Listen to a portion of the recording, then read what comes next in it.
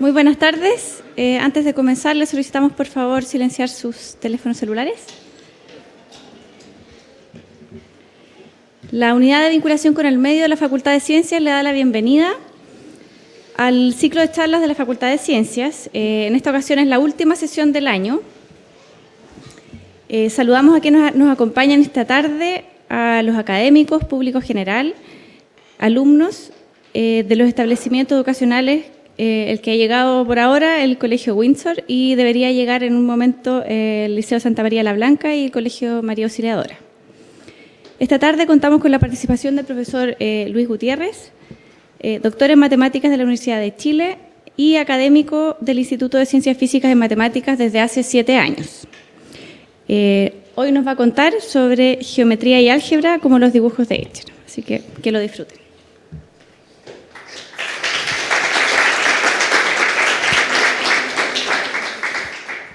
Bueno, primero, muchísimas gracias por estar acá. Es un gusto también y decirle, es un gusto tener a colegas, estudiantes de matemáticas, también el colegio que nos visita, los colegios que esperamos que también lleguen. Muchas gracias a Carla Cristi por la invitación. Cuando recibí la invitación, una de las características que debía tener un título era ser entretenido. Yo estudio álgebra y en particular estudio grupos.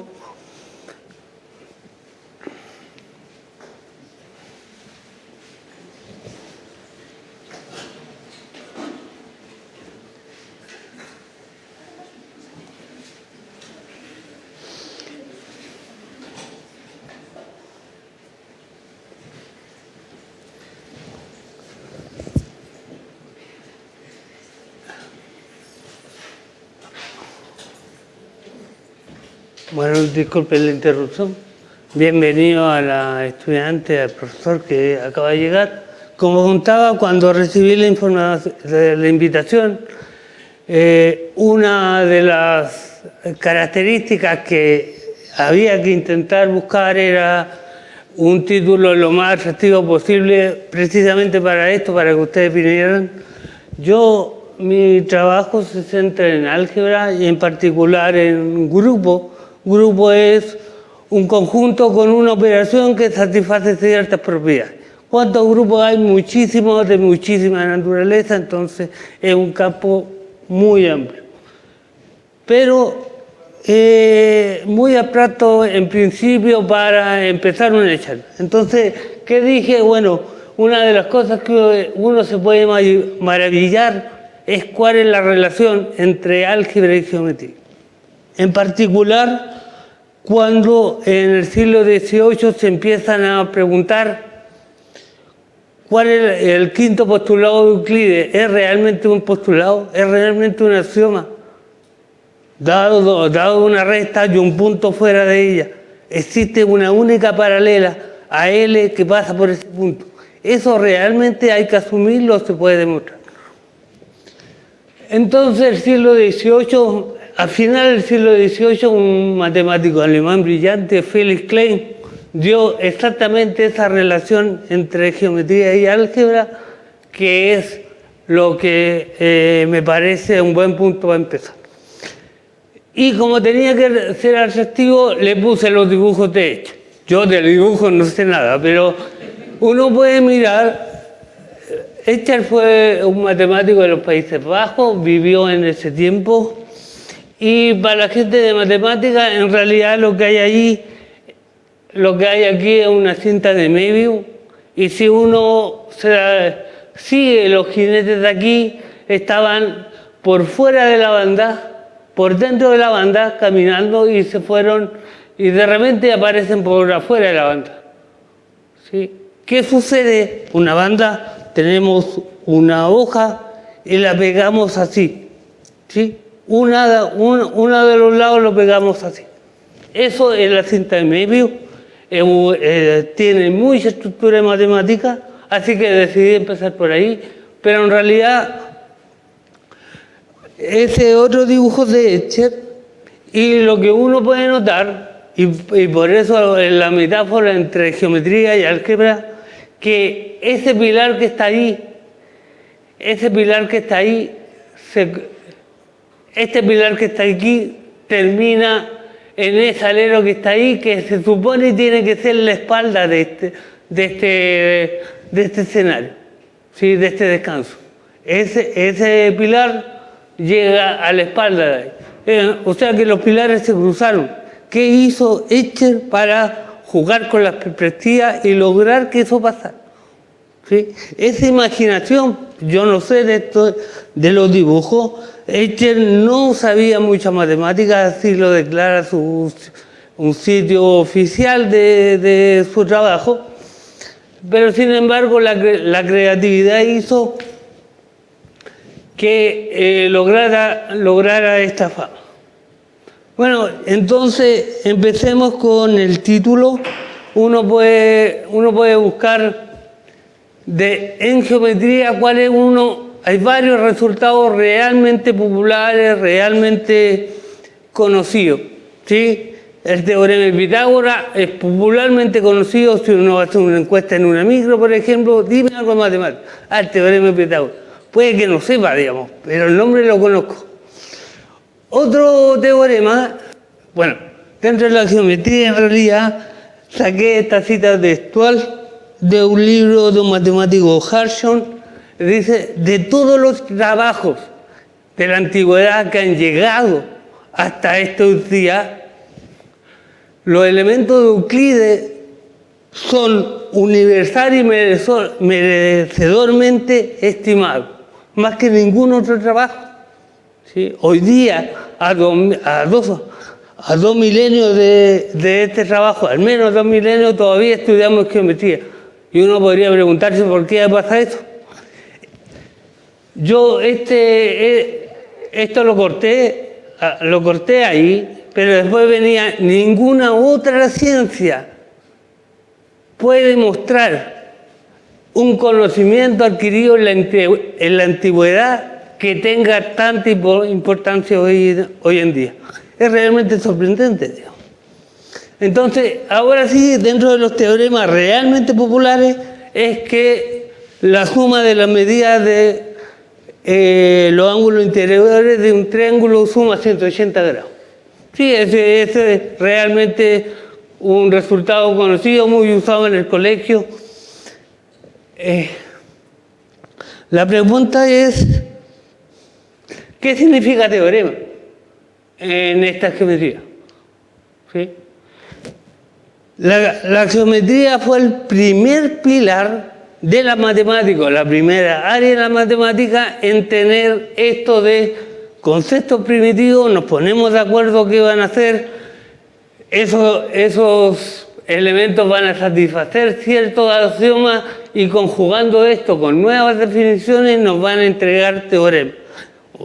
¿Qué es un teorema? Una verdad que pasa en este caso en geometría, que uno a través del uso de la naturaleza de los elementos primitivos, usando axiomas, puede paso a paso justificar.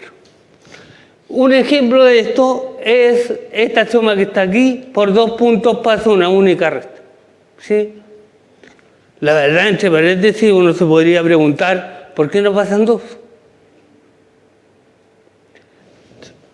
Entonces, desde aquí es fácil mostrar que si tenemos 2 rectas distintas, si se llegan a tocar, no se pueden tocar en más de un punto. ¿Sí? En realidad, este es una de las primeras demostraciones que uno puede hacer en matemática realmente sintiéndose orgulloso que está entendiendo.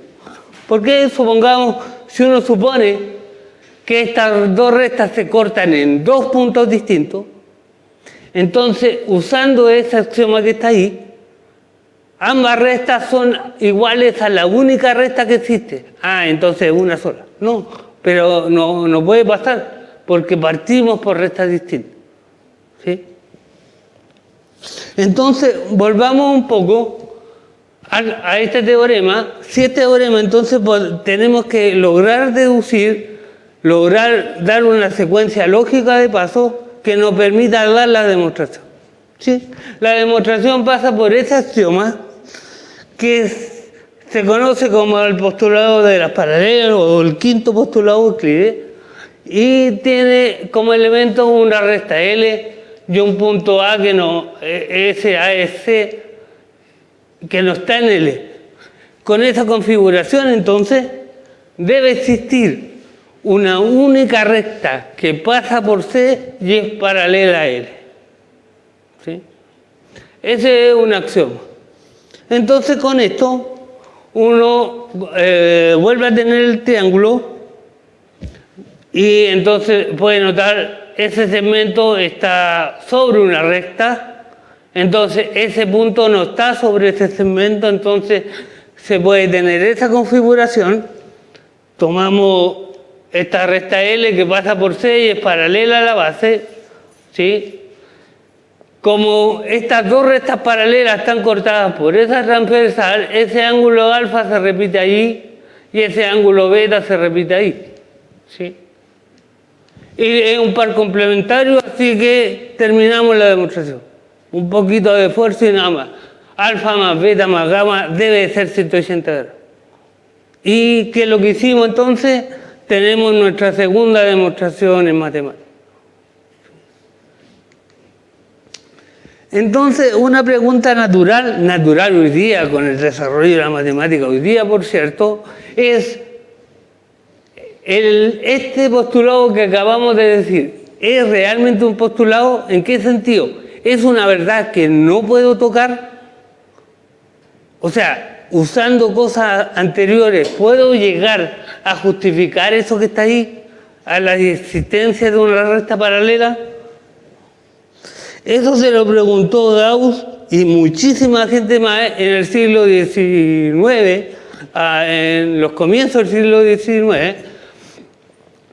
¿Y qué es lo que se hizo? Bueno, tratar de hacer modelos de geometría que cumplieran los demás axiomas, pero no cumplieran este axioma. O sea, dado una recta cualquiera y un punto fuera de ella, hacer un modelo geométrico que o no hubiese recta que pasara por ese punto y no cortara la recta dada, o que hubieran infinitas rectas. Eso no es tan normal, ¿sí? Pero por eso que la matemática ha crecido enormemente, porque tiene la libertad de hacerlo. ¿Sí?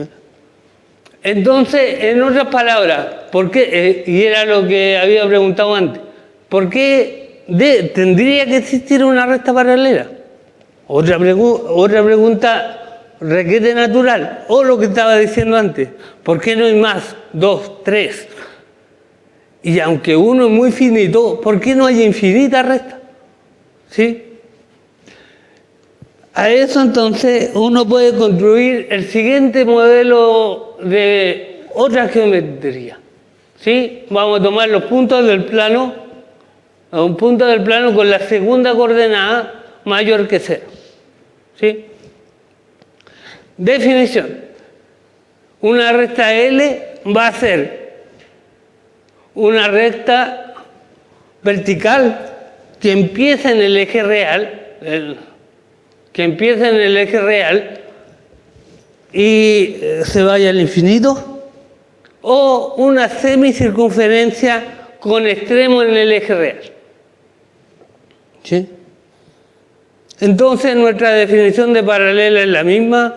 Dos rectas de aquí no se pueden, si no se interceptan en un punto, le llamamos paralela.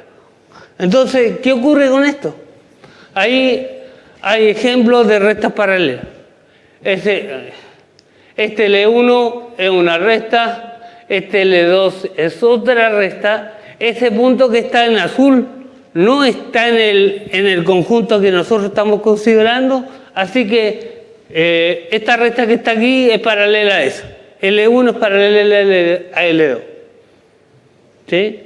Esa intersección de L3 con L4 es un punto de nuestro conjunto, así que esas rectas se intersectan. ¿Sí? Entonces, veamos el postulado de Euclides si se cumple. ¿Ya? Tomemos una recta L. Bueno, si tomamos, las rectas L son de distintos tipos. Si tomamos una recta vertical y un punto fuera de ella, es un ejercicio, digamos, sencillo. Si tomamos la vertical que pasa por ahí, por ese punto. Entonces, se cumple el quinto postulado de Euclides. Así que la gracia es tomar una de estas rectas nuevas, aunque nos parezca difícil que eso la llamemos recta. ¿Ya? Entonces tenemos una recta L, ¿sí? Y tenemos un punto C que está fuera de la recta. Entonces, claro, sí, existe una recta, esta que está ahí. ¿Y de qué tipo es? Bueno, está calculado, digamos. Es una semicircunferencia con centro en el eje real. Así que efectivamente es una recta. ¿Ya? Y esas dos rectas no se cortan. Así que el quinto postulado de Euclides se cumple. Ahora, ¿qué sucede? Solamente por si hay desconfianza, y en matemáticas debe haber en su justa medida. ¿Qué pasa si yo corremos el C? Porque ahí parece que salió muy sencillo. Bueno, coloquémoslo justo arriba de C, de la intersección de esa recta con el eje real. No importa, tomemos la vertical que pasa por ahí. Y esa recta la recta vertical que pase por ahí y contenga el punto C, obviamente va a contener al punto, pero no va a cortar a nuestra recta L porque estamos en el semiplano superior, o sea, el eje real no es parte de nuestro conjunto. ¿Ya? Entonces, aquí se viene una pregunta natural. En realidad podría haber mostrado otro modelo de geometría esférica, geometría finita, geometrías de 9 puntos. La geometría de 9 puntos no es nada más que tomar un cuerpo finito de 3 elementos y en el cuerpo finito de 3 elementos cruza el mismo grupo, tomar los espacios vectoriales de dimensión 1 y estudiar qué pasa ahí. Y como es finito, todo se puede contar. ¿Sí? Lobachevsky, Riemann y un montón de gente llegaron a estos modelos por distintas razones. Este es un modelo, quizá el modelo que encontré más razonable mostrar, pero en realidad esto tiene un modelo más rebuscado. Entonces la pregunta es, ¿por qué tenemos una nueva geometría? ¿Por qué tenemos un modelo distinto al que tenemos? ¿Sí? Porque tenemos estas rectas raras. ¿Sí? Bueno, uno podría estudiar y entender que en matemática, si uno inventa y es coherente con la axioma, está bien. Pero no, esto venía de otro lado, ¿cierto? De probar que el quinto postulado de Euclides realmente era un postulado. Pero originó nueva geometría. ¿De dónde viene eso? Permítame un momento volver lo que yo anunciaba al comienzo. Tomemos un grupo, es un conjunto con una operación. Como ustedes saben, los números reales los sumamos. Eso es una operación en un conjunto, en el conjunto de los números reales. Tiene ciertas propiedades, en realidad esas que están ahí.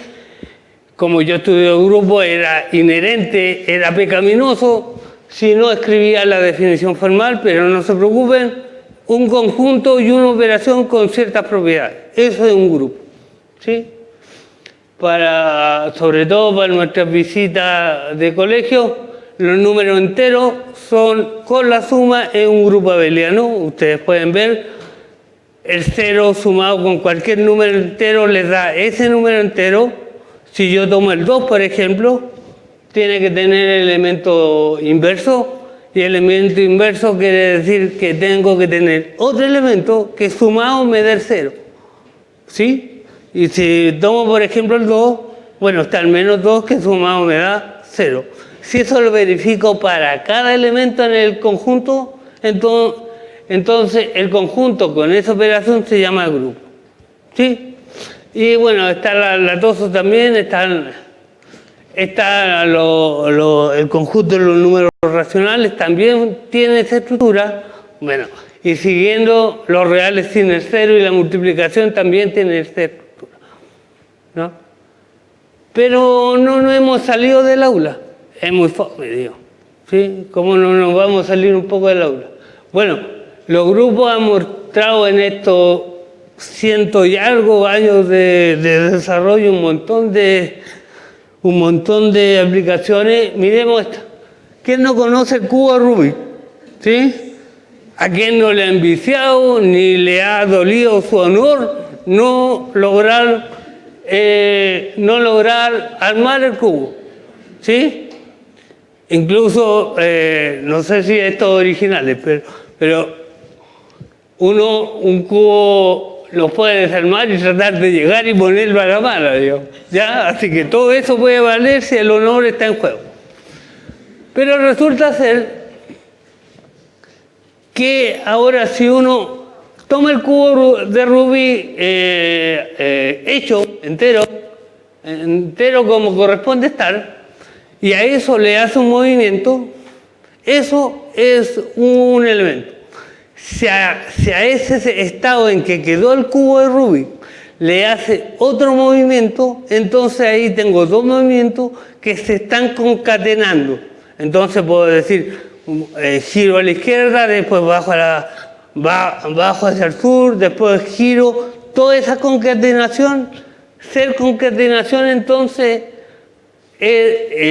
juntos con los movimientos del cubo, forman, cuando la concatenación es la operación del conjunto de todos los movimientos del cubo de Rubik, eso realmente tiene la estructura que hablábamos antes, ¿sí? La estructura de grupo. Entonces, si el honor está en juego, uno se puede preguntar, ¿cómo puedo ser un experto en el cubo de Rubik? ¿Sí? ¿Cómo no me la puede ganar? ¿Ya? Es sencillo. Conozca el grupo de movimientos del cubo de Rubik. ¿Ah? Si yo conozco todos los movimientos del cubo de Rubik, usted me pasa uno, como yo sé todas las concatenaciones posibles, yo me devuelvo. Tome el cubo. ¿Sí? De hecho, vamos a hablar un poquito más en cuánto es el mínimo de pasos posible para resolver el cubo. ¿Sí? Entonces, sencillo, es cosa de estudiar este grupo que será, no debe ser tan difícil. ¿Sí? Y bueno, son movimientos en un conjunto finito. Así que es conocer el grupo nomás. ¿Ya? Claro, pero si uno quiere conocer este grupo, tiene que conocer esa cantidad de movimientos del cubo de Rubik. Es medio exagerado, ¿cierto? Una encuesta. ¿Quién sabe decir ese número? No es tan fácil. Sí, ayer lo tratamos de hacer. ¿Sí? Y como billón no está uniformizado, entonces había una dualidad. ¿Ya? Este número sostiene por que las caras y las aristas del cubo de Rubik se están orientadas. Por eso que se sostiene ese número. ¿Ya? Un número sorprendente. Bueno, hagámoslo más escueto, más reducido. Y igual sorprende, digamos. 2 a la 27, ¿quién haya hecho ese número? Por 3 a la 14, por 5 al cubo, por 7 al cuadrado, y faltó un factor, 11. ¿Ya? O sea que no es chico ese factor. O sea que ser experto en el cubo de Rubik no es tan fácil. ¿Ya? Bueno, las matemáticas no son tan sencillas. Entonces, volvamos a la pregunta de qué hacer geometría. Y tomemos la pregunta, ¿por qué el cubo de Rubik estaba aquí? Y en realidad el cubo de Rubik, ¿por qué el grupo de movimientos del cubo de Rubik estaba aquí? ¿Qué es lo que hace eso? Y esa es la pregunta que planteo como segunda parte. ¿Cuál es el papel de los grupos aquí? Bueno, eso fue en el siglo XIX. Estaba, como digo, Gauss, Lobachevsky, Bolyai y un montón de otros matemáticos generando nuevos modelos de geometría y el inconformismo en matemática es clásico. Cuando teníamos una geometría, la euclidiana, no, muy poco. Busquemos otro modelo, ¿ya? Entonces, ahí teníamos más modelos. Pero entonces, los matemáticos en ese entonces se dijeron, no, pero ahora hay mucho. ¿Qué cosa es hacer geometría? ¿Por qué tengo tanta geometría? ¿Ya? Y bueno, hubo que esperar un matemático alemán, Felix Klein, contemporáneo de un montón de matemáticos brillantes, ¿sí? Él trabajó en Erlanger, en esa universidad, y anunció, como era de costumbre en ese tiempo, mandó un programa diciendo, yo voy a decirle, no, usted, estén calmados, digamos. Yo les digo qué hacer geometría, ¿sí? Y bueno, antes de mostrarle qué es hacer geometría, hay que decir que en este tiempo en el que le tocó vivir, recién estaba cuajando la idea de estructura de grupo, ¿sí? Todavía no se sabía si la conmutatividad tenía que ponerse la definición o no. Y fue un contemporáneo de Klein, Emmy Noether, la que dijo, no, las simetrías se mantienen si uno saca... Esa es la parte importante. Entonces ahora Klein, en ese programa que les comentaba, define geometría. Esto es hacer geometría, ¿sí? A menudo los grupos actúan sobre un conjunto X. Tenemos un conjunto y tenemos un grupo G. Si logramos mostrar que cada G mueve de una forma adecuada todos los elementos de X, que cada G mueve a todo X, solamente satisfaciendo dos propiedades sencillas, entonces uno dice esto que está aquí, que G actúa sobre un conjunto X.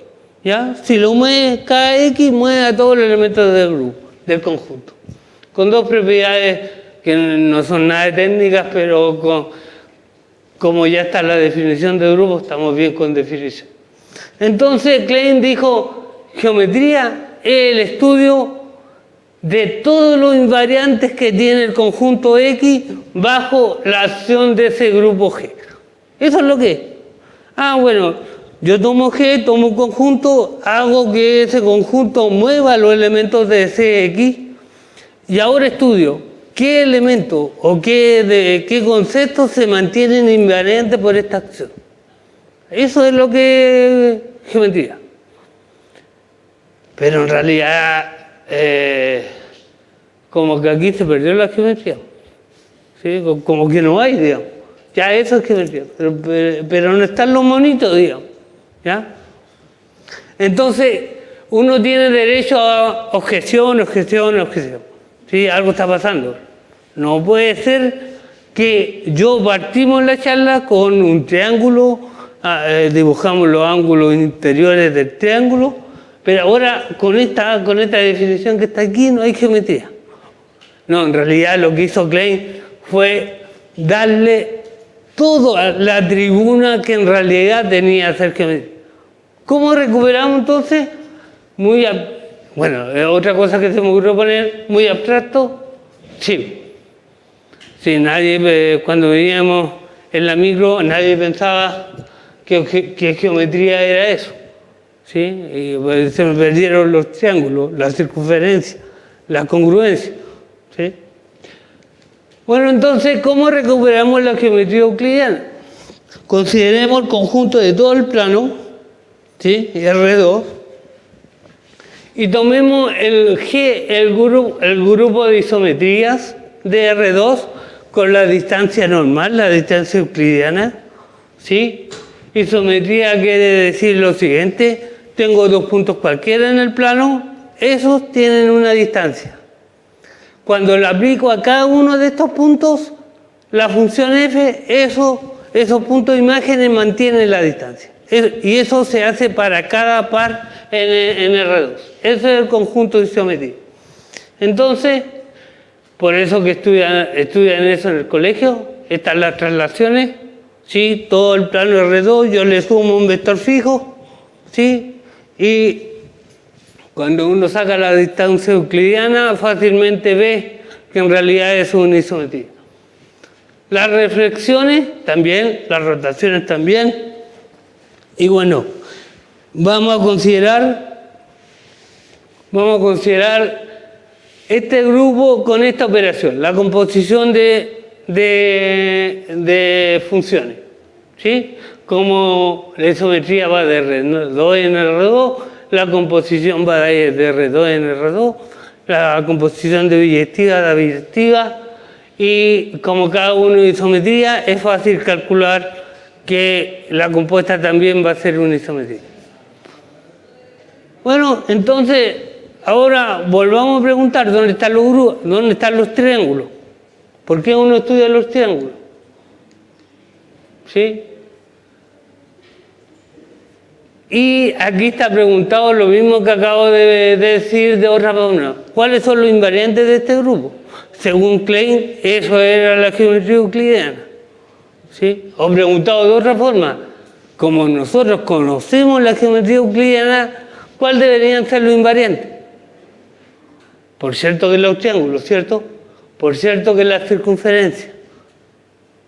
¿Sí? Y ahí se va a devolver a una contracción, lo dejo en el mismo radio y lo vuelvo ahí. Entonces eso es lo que uno estudia. ¿Sí? Otro ejemplo es lo siguiente. Es la semejanza de triángulo. Ahí está ese triángulo que es semejante con ese. Bueno, primero lo traslado, después lo roto y lo coloco ahí y lo expando. ¿Sí? Entonces, ahí está. Eso es un invariante. ¿Sí? Yo moví el triángulo por traslaciones, rotaciones y dilataciones en este caso, y resultó que esa definición es invariante. Entonces ahí está el triángulo. En el modelo hiperbólico es un poquito más sofisticado. Ahora miramos el semiplano Poincaré, el mismo que teníamos antes como número complejo, ¿sí? Ahí. Y G, nuestro grupo G, que va a actuar en X, es el conjunto de las matrices con determinante positivo, y no se asusten los que nos visitan. Determinante es simplemente una matriz en un arreglo. De esa forma, los coeficientes están en R y debe cumplir que esta resta debe ser mayor que cero. No es difícil, esto es un grupo. Entonces, la acción del grupo sobre el conjunto, si uno quiere ser muy explícito en eso, es justamente esta que está aquí. ¿Sí? Y cuando uno calcula ahora los invariantes de eso, les da justamente el modelo que estábamos mostrando. La recta y la semicircunferencia, donde los puntos están en el eje real. ¿Sí? No lo hice aquí por tiempo, pero uno puede mandar una recta vertical, una semirrecta vertical en una circunferencia con los vértices sobre el eje real. ¿Sí? Eso es bien especial del modelo. ¿Sí? Entonces, otra vez el derecho a alegar. ¿Qué ganamos con esto? ¿Sí? ¿Qué ganamos con esto? Y en realidad yo le puse ahí para que sea medio escandaloso. A propósito, ¿qué ganamos con este enredo? ¿Sí? Y hay un montón de formas de responder esa pregunta antes de mostrarle diferentes alternativas de responder eso. La pregunta se originó buscando la independencia del quinto postulado de Euclides de las paralelas respecto a los demás. ¿Sí? estuvimos 18 siglos o más sin que nadie se preguntara si el axioma del quinto postulado de Euclides era verdad o no. ¿Por qué preguntárselo en el siglo XIX? ¿Sí? ¿Por qué no vivir con eso? ¿A qué voy con esto? La pregunta es súper matemática, real y puramente matemática. ¿Qué vamos a ganar entonces? ¿Qué vamos a ganar? Más matemática. No podemos ganar otra cosa, digamos. ¿Sí? Si la pregunta es extremadamente matemática. La humanidad vivió 18 siglos, al menos, sin preguntarse si el axioma era verdad o no. Si se podía quitar de los axiomas y poner como resultado. Así que no podíamos esperar que ganáramos más. ¿Sí? En realidad sí ganamos más. ¿Sí? Ganamos unificar y entender las nuevas geometrías que se estaban dando. ¿Qué más ganamos? La geometría diferencial. Y con permiso de un colega físico, digamos, la geometría de una variedad diferencial ayuda a estudiar la naturaleza de los agujeros negros. Espero que eso sea así, digamos. Sí, mi amigo Julio me dijo. ¿Ya? Pero antes de terminar, quisiera destacar lo que no destaqué ahí, que se gana más matemáticas. ¿Por qué?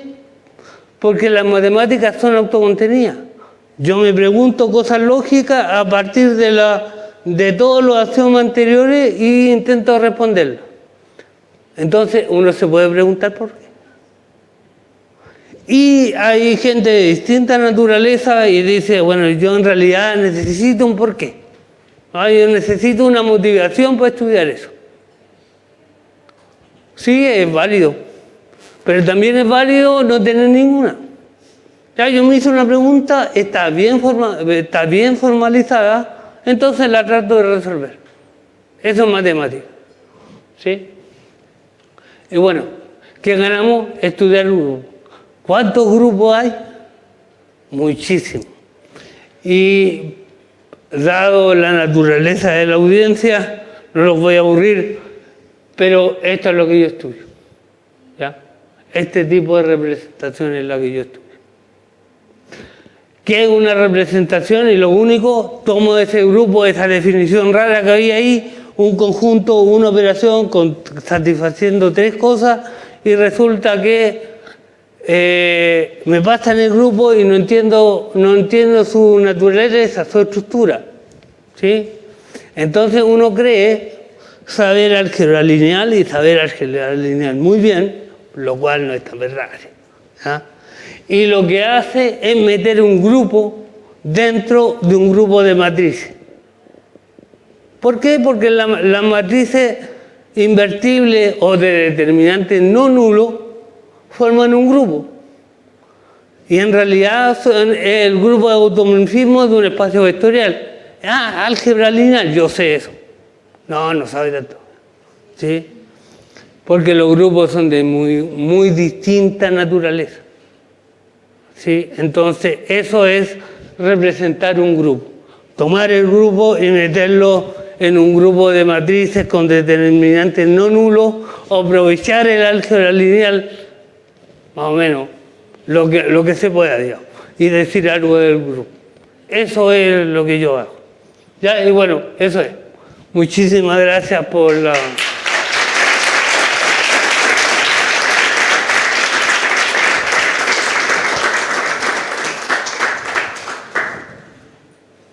¿Alguien tiene preguntas?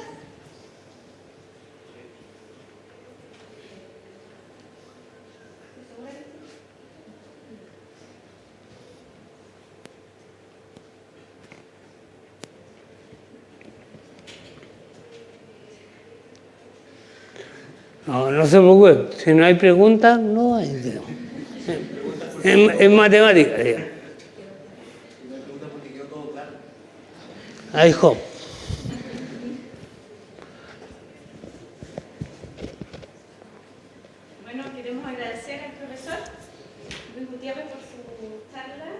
por la evasión que entregó también.